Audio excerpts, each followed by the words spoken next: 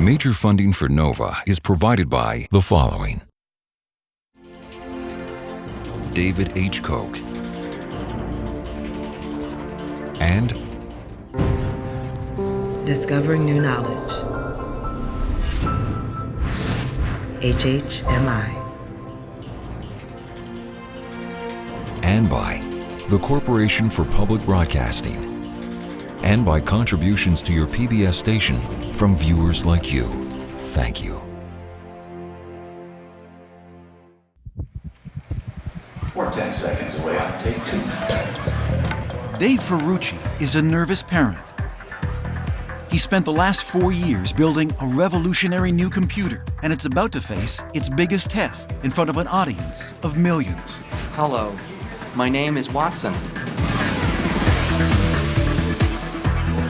I hope we will have a good game today, but first I have to test my voice. When the cameras roll, the computer, called Watson, will make history as it competes on the popular quiz show Jeopardy.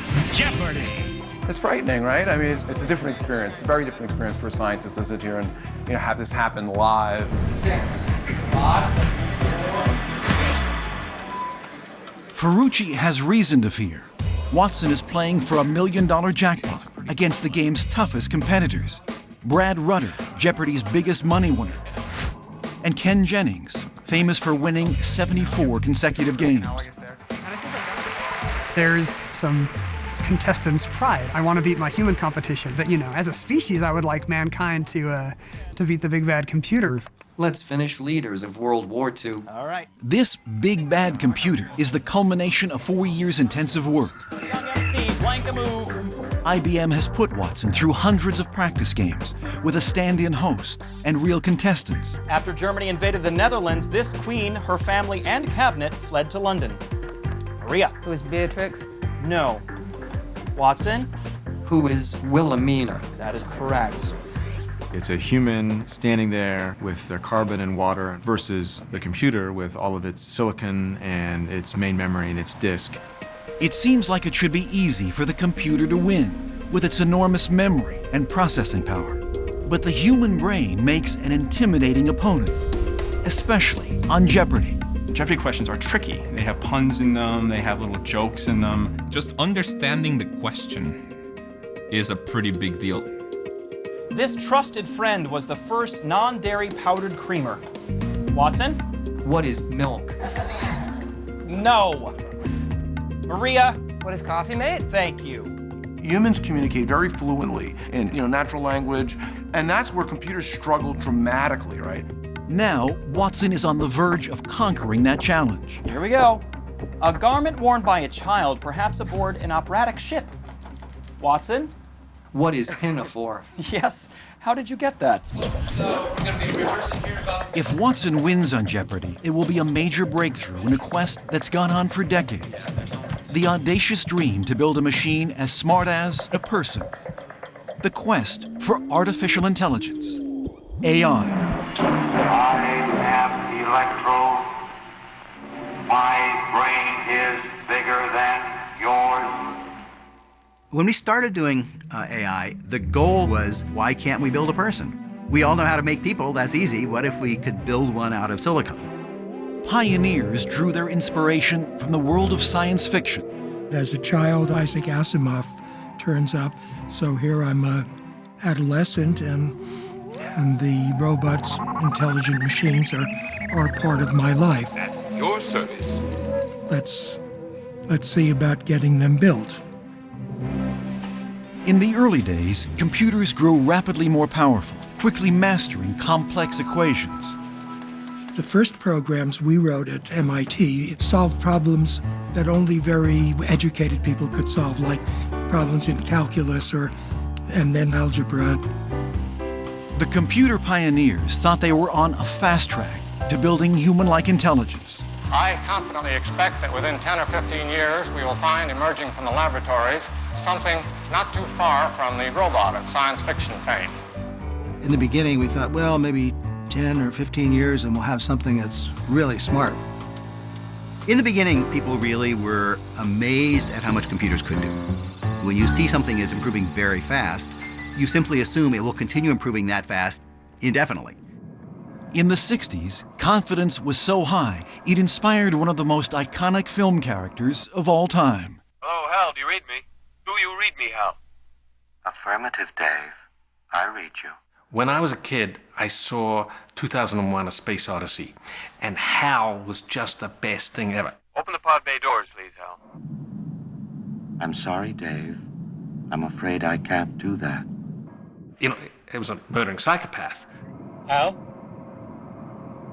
Hal? But it was intelligent, could talk to people, could see people, could lip read, could do all this stuff. A machine that could do that. And I'd never even seen a real computer at that time. I was mesmerized.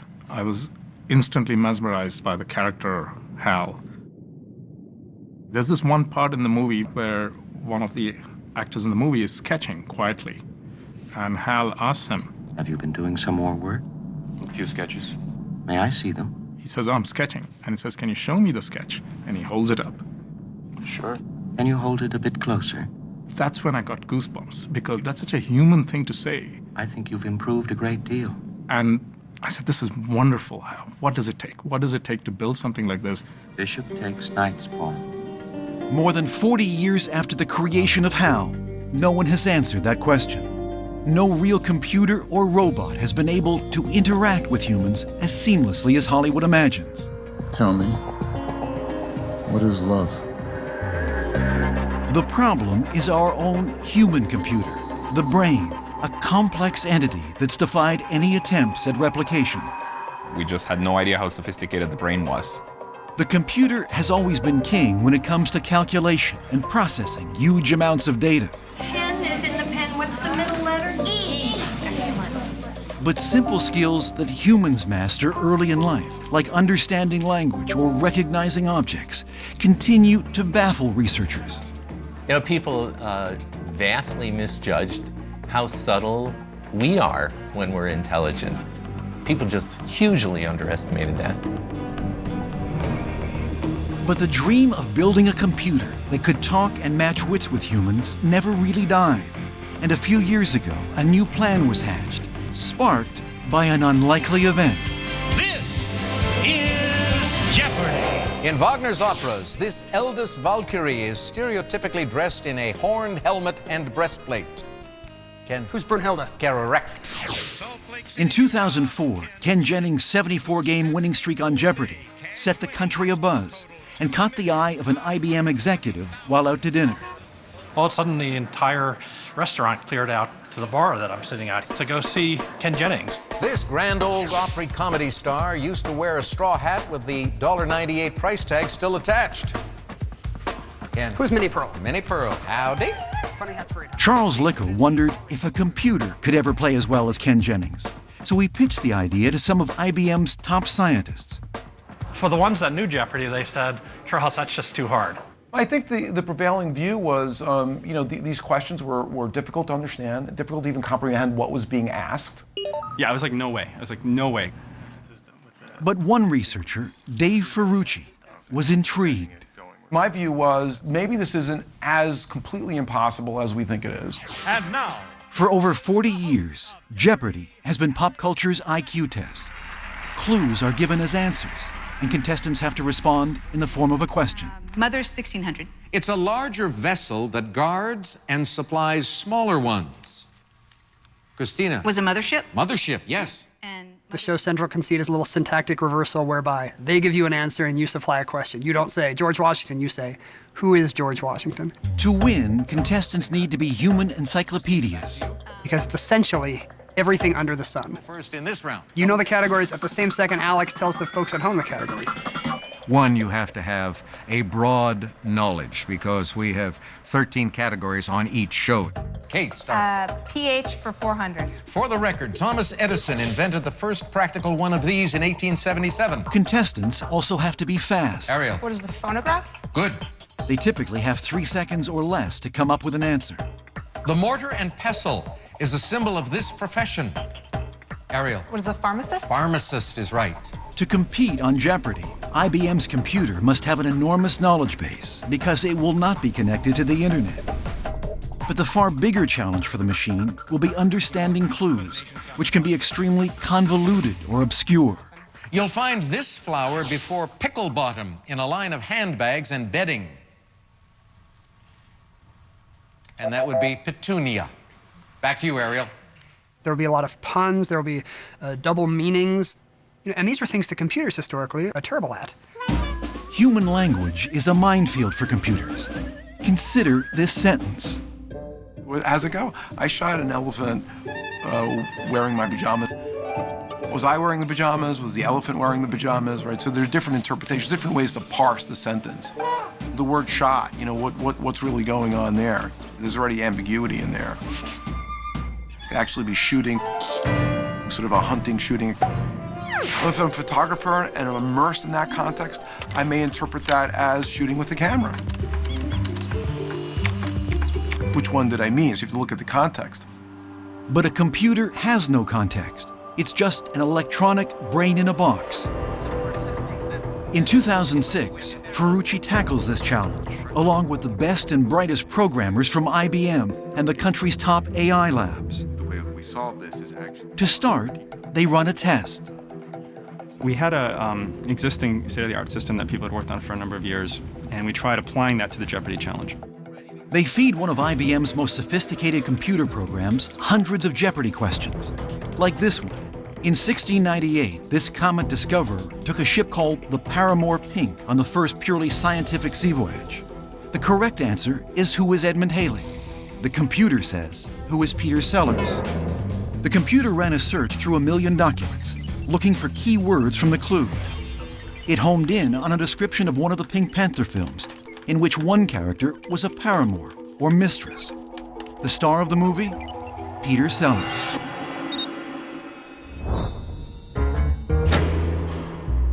It's probably the last answer a human would come up with, but it's typical for computers. The team has a long way to go. Just how far becomes clear when they compare the computer to the best human players. They create a graph called the cloud. Each dot represents a Jeopardy champion's performance. Jennings is at the top.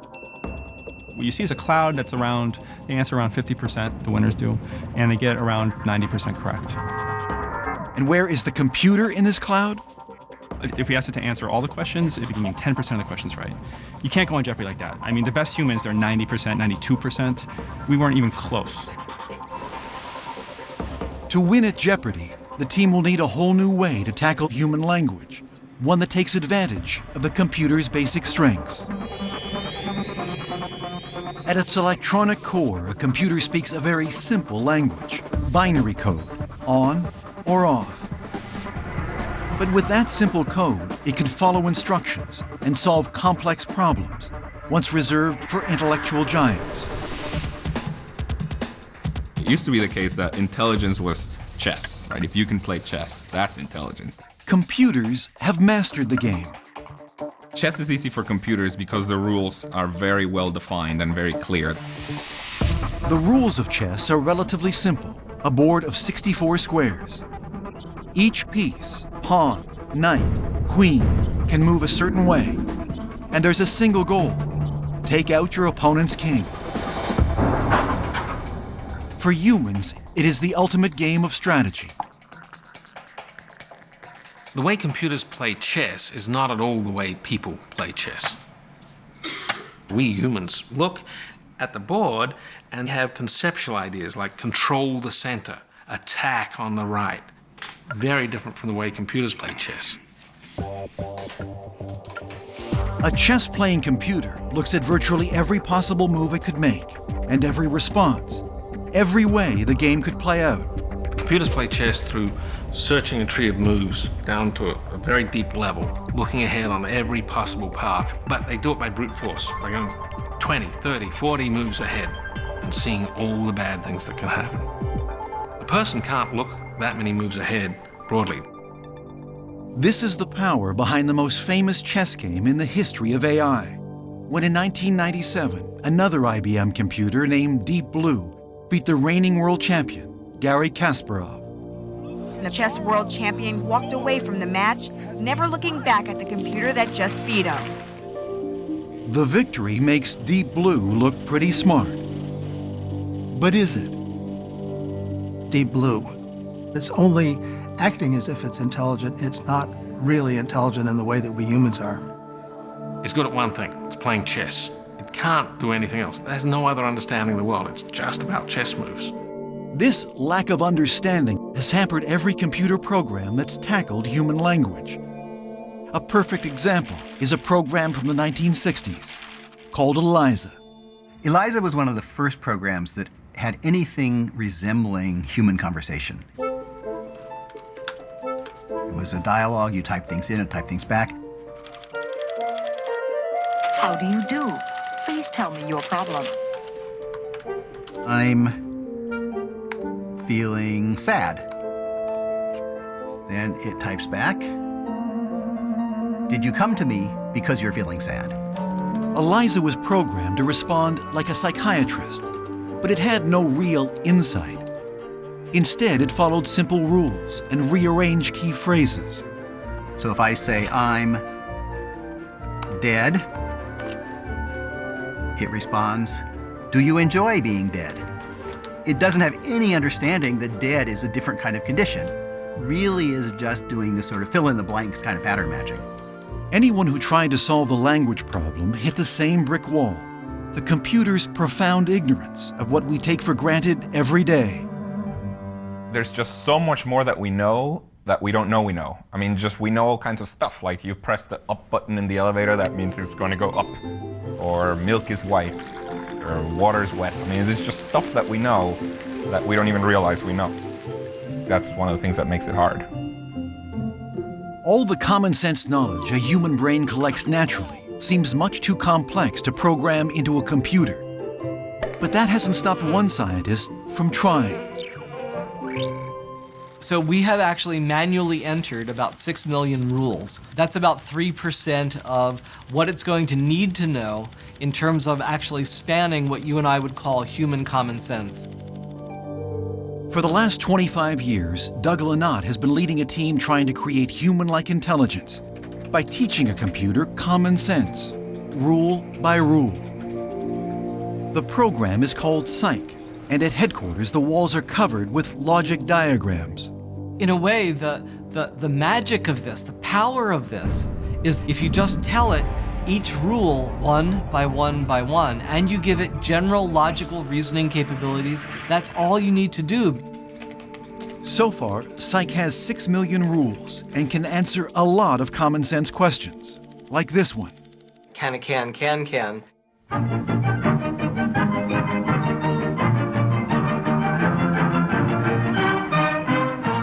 Psych says no, and it explains why. Here, it's essentially saying the reason why cans can't can is that cans are inanimate objects, and it knows that can dancing requires at least partially having a brain and using it.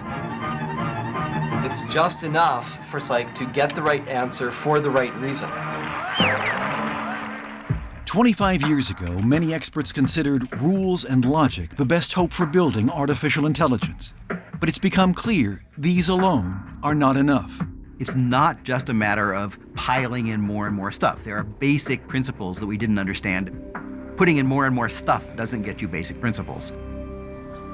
At IBM, as Dave Ferrucci and his team tackle the Jeopardy challenge, they know that facts and rules are just the beginning. We couldn't write rules for every combination of word and phrases and context. They need a new system, more fluid and flexible, to navigate the twists and turns of many different kinds of Jeopardy questions. They named their system Watson, after IBM founder Thomas Watson. The electronic Watson consists of 2,800 processors. That's like 6,000 high-end home computers. Altogether, it's the size of 10 refrigerators. The team starts filling his memory banks with about 10 million documents, most downloaded from the internet. Because when Watson plays Jeopardy, he must stand alone, just like his human competitors. All kinds of content, encyclopedias, dictionaries, thesauri, books, plays, you name it.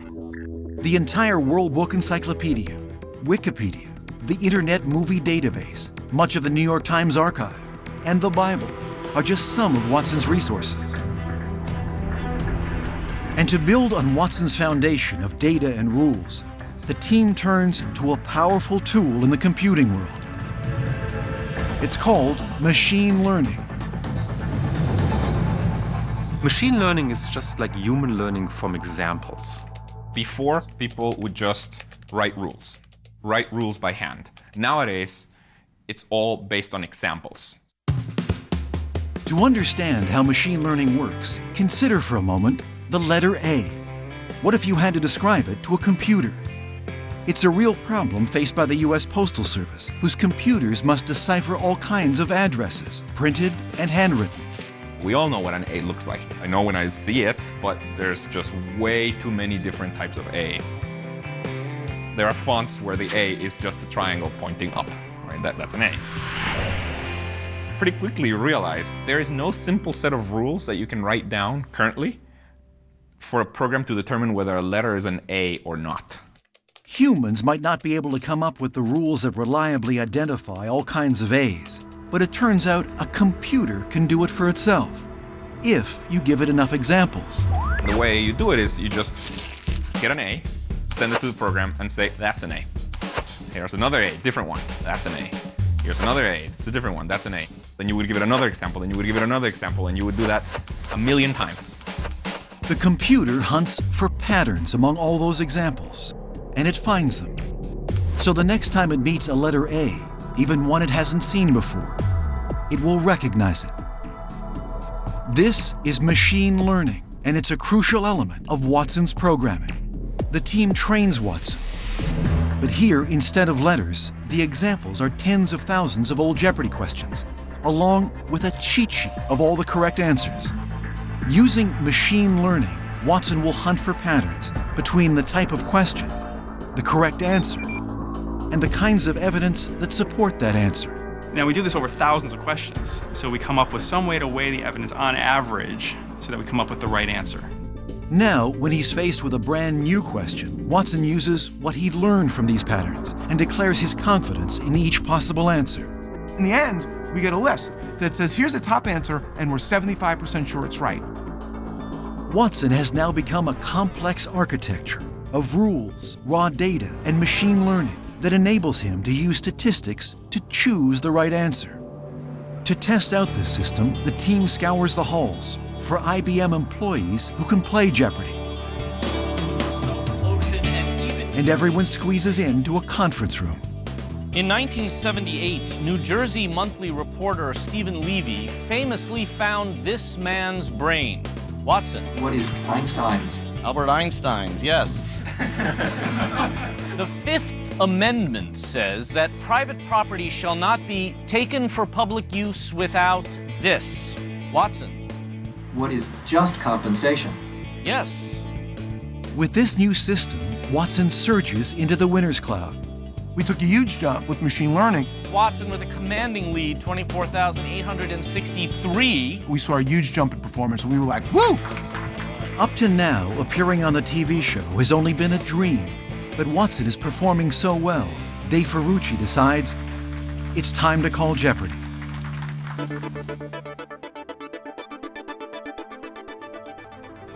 In December 2009, Jeopardy producers arrive at IBM to size up Dave Ferrucci's new creation.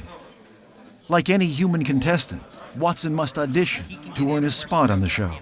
You spent all this time, developing this system and pushing its capabilities. And then here you are, sitting here, all the executives are there.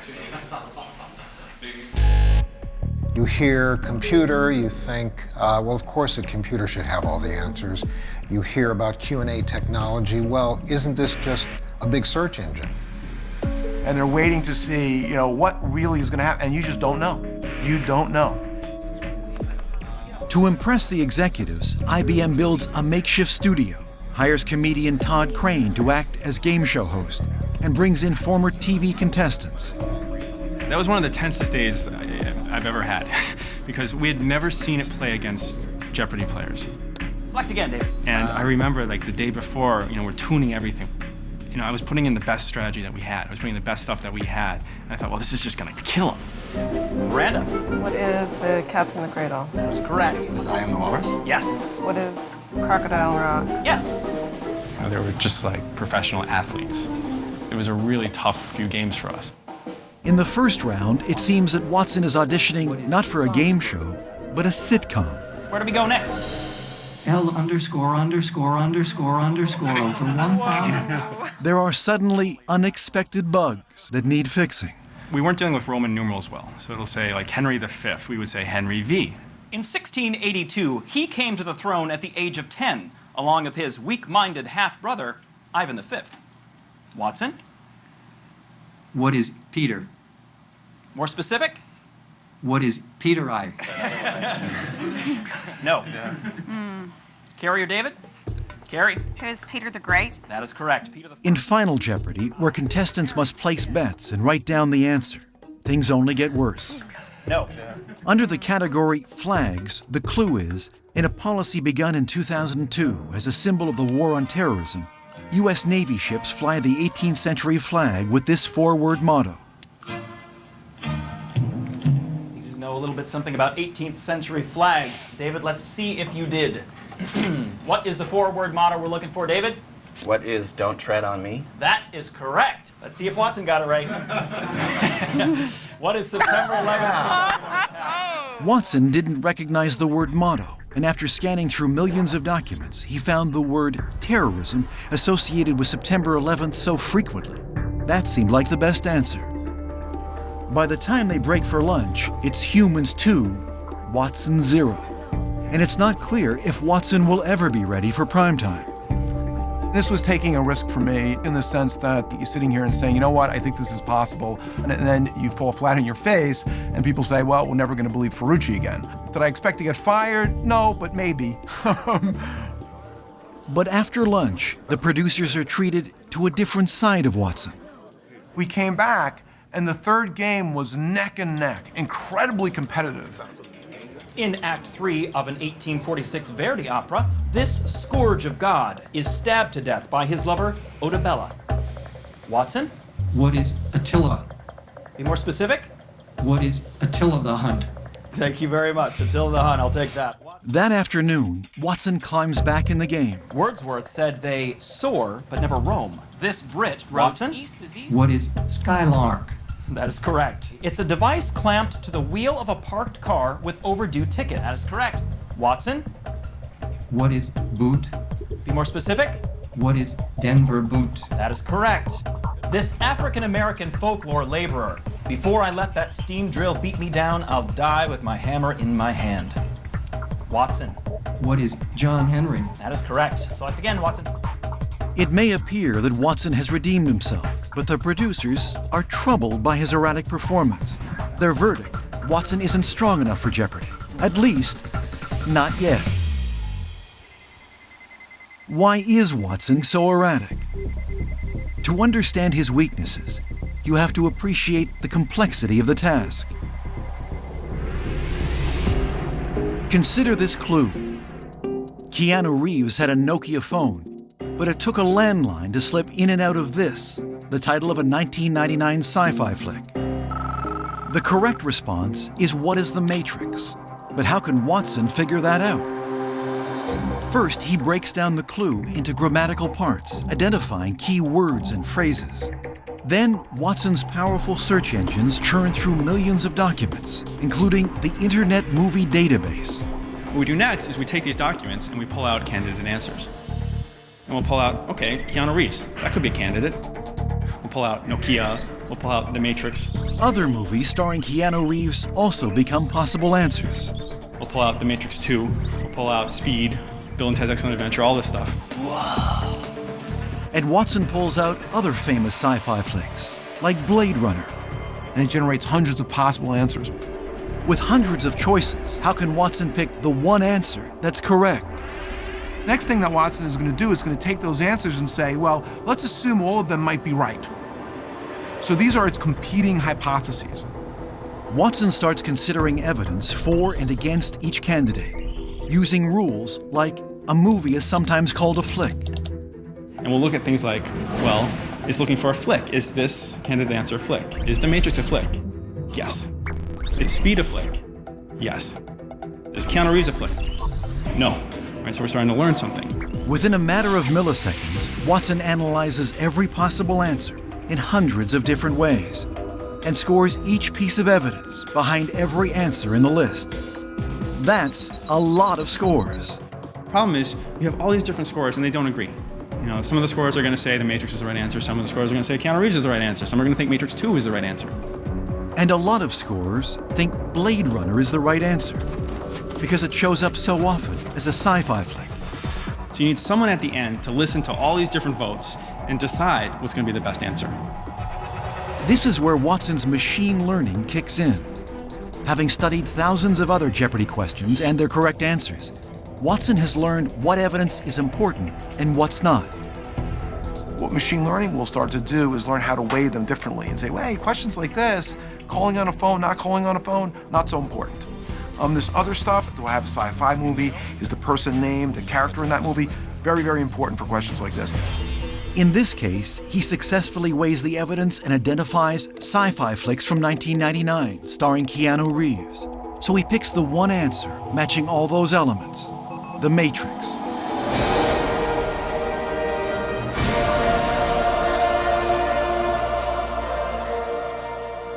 Watson's elaborate system doesn't always work, but without machine learning, he wouldn't stand a chance. Machine learning isn't just important for Watson, it's driving a revolution in computing. It plays a major role in computer models that predict the weather days in advance. And all those recommendations you get from Amazon or Netflix, no human is writing up rules about your likes and dislikes. Instead, computers are comparing your preferences to millions of other customers and finding patterns and learning about you. Today, machine learning is conquering many problems once thought too complex for computers, like speech recognition. In the earlier days, people decided that they would try to program computers to recognize speech. Which word am I saying now? Pick up the big block at the right side. In the 60s, this voice-directed block world was the height of technology. Computers could be programmed to recognize the audio signals of specific words and phrases. Pick up every small block. But they had to be reprogrammed for every new speaker, because everyone's speech is slightly different. Even though it's very easy for you and I to recognize the word ice cube, it's very difficult for us to write down the rules that would allow a computer to look at the microphone signal and see that it's ice cube. But now, computers are trained with millions of examples of human speech. Here's a microphone signal, and this is the word ice cube. Ice cube. Here's another one. Ice cube. You end up with much more successful speech recognition systems.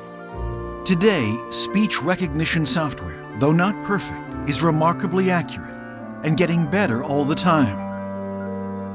All the ones we have today are based on machine learning simply because it works the best. And some programs are taking it a step further. Where do you come from? Not only transcribing your speech, Shanghai. but translating it into a foreign language as well. Shanghai. It's very nice to meet you. 很高兴见到. Every language has so much ambiguity, double meanings, and metaphors. What are your specials today? Accurate computer translation seemed impossible with the old rules-based approach. 今天的特色菜是牛肉炒饭. Today's special is roast beef fried rice. All of these interactions are so complex that you couldn't, in your lifetime, write all these rules. It's just too enormous, too daunting an effort. My wife asked me to buy some crackers. どんなクラッカーですか? What kind of crackers? Rice crackers. Alex Wabel fed a computer millions of examples of English text, together with their translations into about a dozen different languages. Now he's got a program that can run on your phone or iPad. Do you often go shopping here? And translates on the go. ここにはよく買い物に行きますか? 毎日来ます. Machine learning has been so successful, mastering more and more tasks once only done well by humans. The computer program translates between languages. Some researchers believe it may be a crucial building block for making real artificial intelligence. There are two ways of building intelligence. You either know how to write down the recipe, or you let it grow itself. And it's pretty clear that we don't know how to write down the recipe.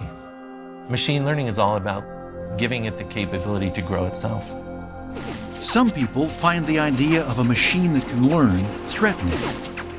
But when Watson's having a bad day, it's hard to imagine him threatening anyone. Did you see the Daily Double? Yeah. So we were way ahead. We were almost locking out. Other Daily Double! We get the Daily Double. There's like 2 or 3 clues left. And so what do? We bet big so we can lock them out. I'll wager $5,200. The team is nervous. They know Watson will never make the cut on Jeopardy unless he can stop making dumb mistakes. Here's your clue. It was about letters, and it was a woman wrote to this 40s artist. In the late 40s, a mother wrote to this artist that his picture, number 9, looked like some of her son's finger painting. We answered with Rembrandt. Who is Rembrandt? Oh, very bad. Really? Although Watson recognizes most dates, he doesn't know that the 40s refer to the 1940s. And Michael It's a 40s artist. We answered with Rembrandt. There's a time problem. We all know that it was Jackson Pollock. Watson loses that game. We got the double wrong and found Jeopardy. And his opponents show him no mercy. Both beat him. Good for you. Humans. Woo! Sometimes the reason something is the right answer is very obvious to a human. Like, for example, it may be asking for a she or a he. This first lady was born Thelma Catherine Ryan on March 16, 1912 in Nevada. Watson? Who is Richard Nixon? Oh, here you go. Right? Patricia? Who is Pat Nixon? That is correct. Richard Nixon was never a first lady. I want to understand what went on. Our new gender stuff is not in this system. It's not in this system. To my knowledge. People take offense at being called the wrong gender. Watson doesn't care about stuff like that. It's making statistical judgments based on how different pieces of evidence have gone together in questions and answers that we've given it. The 2 famous comedians' noses that made impressions. What is Jimmy Durante? More specific? Sorry, all I know is what is Jimmy Durante. Saying it slower doesn't make it right. Now you hear how Todd Crane makes fun of the computer, and I had my kids. I had them sign the confidentiality agreement and come in and see a couple of these games, and their comment was, "Why does the host make fun of Watson, Daddy?" This "What Are You Doing" website's name also refers to a type of nervous laugh. Watson? What is evil laugh? Oh, no. In terms of comedy duos, he is the best straight man in the business. You're gonna kick yourself. Twitter. Because he doesn't get it. He doesn't get why his inappropriate answer is funny. And you can't ask for better writing than that. Once in a while, okay, we could all take a joke, but over and over again. And Watson's defenseless, right? So he's making fun of and criticizing a defenseless computer that represents people with real feelings, real families. Or maybe if I don't have any feelings, my kids have feelings. And feelings are intensified by the fact there's just one more month before the Jeopardy producers will return to make a decision. Watson, you have control. The pressure is on to boost Watson's strengths and eliminate his weaknesses. His strengths are obvious. He dominates when it comes to purely factual questions. Watson usually does very well at these factoid questions, looking up facts, history, geography, entertainment. Clark Gable was happy to see him come in and finish directing Gone with the Wind. Watson? Who is Victor Fleming? That is correct. Watson, you choose again. For 1600, please. His westerns include Wagon Master and Fort Apache. Watson. Who is John Ford? Good for 1600. Who is Mike Nichols? Good for 12. Last clue on the board for $800. Here it is. Revenge of, in 1978, was the 5th in this series of comedies directed by Blake Edwards. Watson? What is the Pink Panther? I just want to check. Your buzzers are working. Just wanted to check in and wake you from your nap. Watson has made it into the cloud, but nowhere near championship level. Ferrucci must come up with a plan to somehow step up his performance before the Jeopardy producers return. The team has spent almost 4 years, enormous intellectual and emotional energy, and tens of millions of dollars on developing Watson. But all this effort isn't just for a machine that can play Jeopardy. IBM has much bigger goals. I'm already looking sort of beyond Jeopardy. I'm thinking, where can we go from here? Ferrucci imagines a day when Watson might perform much like the computer in Star Trek. The captain just starts talking to the computer, and they say, "Computer." Computer. Ready. Could a storm of such magnitude cause a power surge in the transporter circuits?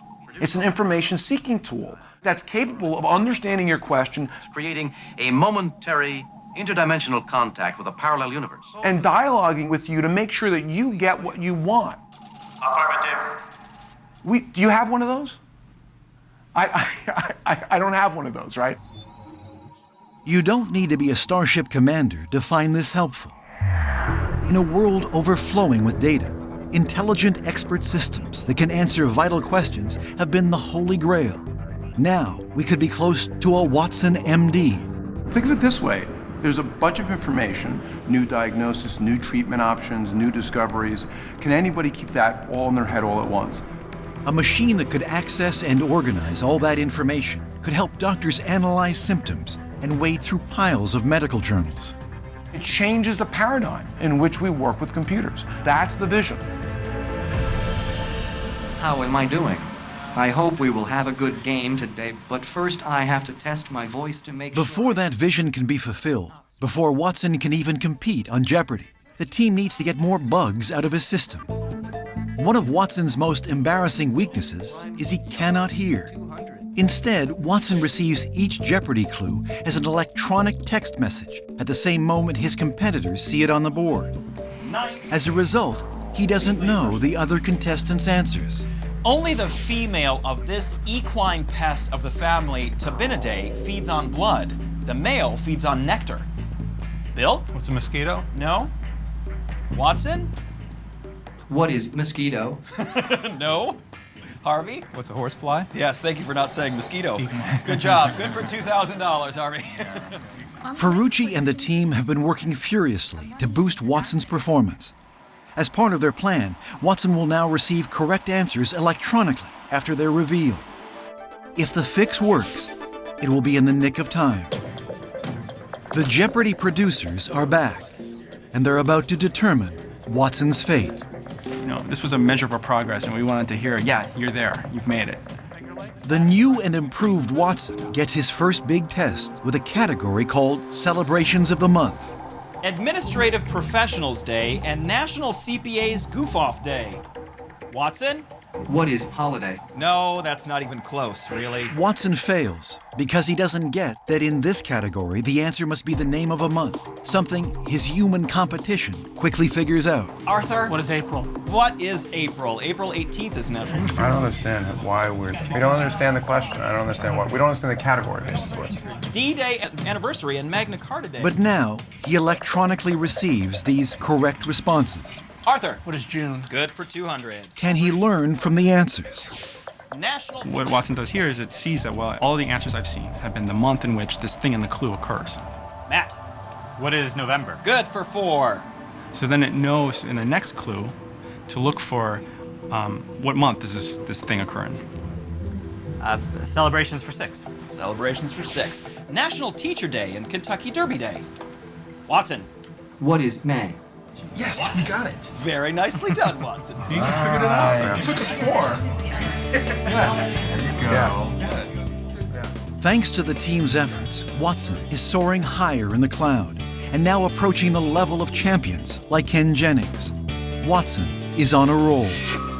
Choose again. You're tripping. For 1,600. Jacques Cartier found this largest island of the Hochelaga archipelago while searching for gold. Watson.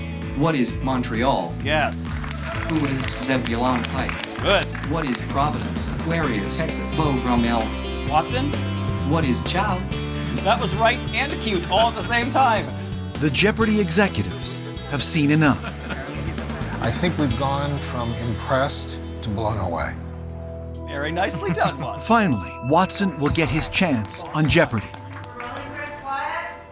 A computer playing against human champions. They say it can think. In a game that is a very symbol of intelligence. But can it think like a Jeopardy champion? It will be a contest the world has never seen. Good luck, Watson. But does this mean that the dream of artificial intelligence is coming true? So artificial intelligence, to me, is trying to get computers to do stuff that if people did them, you'd say, oh, they're demonstrating their peopleness. That's what makes humans humans. That stuff they're doing. But without experience or emotion, can a computer like Watson ever learn and understand the world the way we humans do, from early childhood on? Right now, no machine can understand the meaning of a play, or what it means to be King Lear or Macbeth or Hamlet. To be or not to be? That is the question. No machine can understand the parables in the Judeo-Christian Bible. All they can do is grubble through data and find regularities. But for Dave Ferrucci, that kind of understanding was never the goal. It's not going to emerge as a human, because it doesn't connect the information to human experience, to human cognition. When you think about a great symphony, and when a human sits down with that, that music is affecting that human at an emotional level. The computer doesn't have that human experience, doesn't have that human emotion. It's not human, it's a computer. Watson may never experience the world the way we do, but with his enormous knowledge base, his skill at interpreting language, and his ability to learn. Yes, we got it. You figured it out. Could he actually be considered intelligent? Oh my God, it is more intelligent than the average Jeopardy player in answering Jeopardy questions. That's impressively intelligent. The time has come for Watson to take the stage, where his intelligence will be put to the ultimate test in front of millions of Jeopardy viewers. Am I having fun? It's nerve-wracking. For the big match, Watson now has a physical presence, an avatar. My name is Watson. How now, brown cow? The team has been working right up till the end. I think I dream about Jeopardy questions now. I have nightmares about Jeopardy questions. I talk to people in the form of a question. Have they done enough? They're about to find out as Watson meets the world's two best Jeopardy players, Brad Rutter and Ken Jennings. We've never had this caliber of a player. And there's a reason why Ken won 74 games in a row. There's a reason why Brad has never been beat by a human. The whole team has been waiting 4 years for this moment. I knew this was going to happen, but I never imagined quite like this. What do you say we play Jeopardy? With another stand-in host, Watson meets his opponents for an exhibition round. Kathleen Kenyon's excavation of this city mentioned in Joshua showed the walls had been repaired 17 times. Watson. What is Jericho? Correct. 400, same category. This mystery author and her archaeologist hubby dug in hopes of finding the lost Syrian city of Urkesh. Watson? Who is Agatha Christie? Correct. Watching from the wings is Jeopardy's host, Alex Trebek. He doesn't get everything right, but he doesn't miss very much. Watson? Let's finish Chicks Dig Me. At Mount Carmel in Israel, Dorothy Garrod was the first to find this prehistoric human skeleton outside of Europe. Ken. What is Neanderthal? You're right. By the end of this 10-minute game, man and machine are neck and neck, and no one dares predict what will happen when they face off in the looming showdown. MC5 or 2. It's going to be edge of your seat. It's going to be nerve-wracking. What really is going to happen? And you just don't know. You don't know. I suspect that this will just be the jumping off point. Their next project will be, we don't want to create an avatar that will play as a contestant on Jeopardy. We want to create the host of Jeopardy. And they can do it. Good afternoon, Mr. Trebek. I've been waiting for this moment for a very, very, very long time.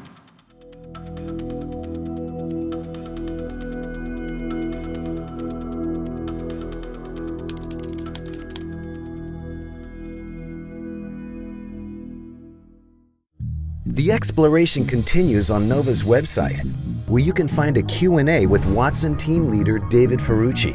See other smart machines transforming our world, and hear what top computer scientists have to say about the future of artificial intelligence. Dig deeper into technology and engineering with expert interviews, interactives, teacher resources, and more. Follow NOVA on Facebook and Twitter, and find us online at pbs.org. Next time on NOVA, in stormy skies, more than 300 miles from land, Flight 447 plummets into the sea. Almost unheard of series of failures, one right behind the other. NOVA and a team of independent investigators unraveled the mystery of what went wrong. We need to understand what happened that night out over the Atlantic. The crash of Flight 447, next time on NOVA. Major funding for NOVA is provided by David H. Koch and Discovering New Knowledge. HHMI.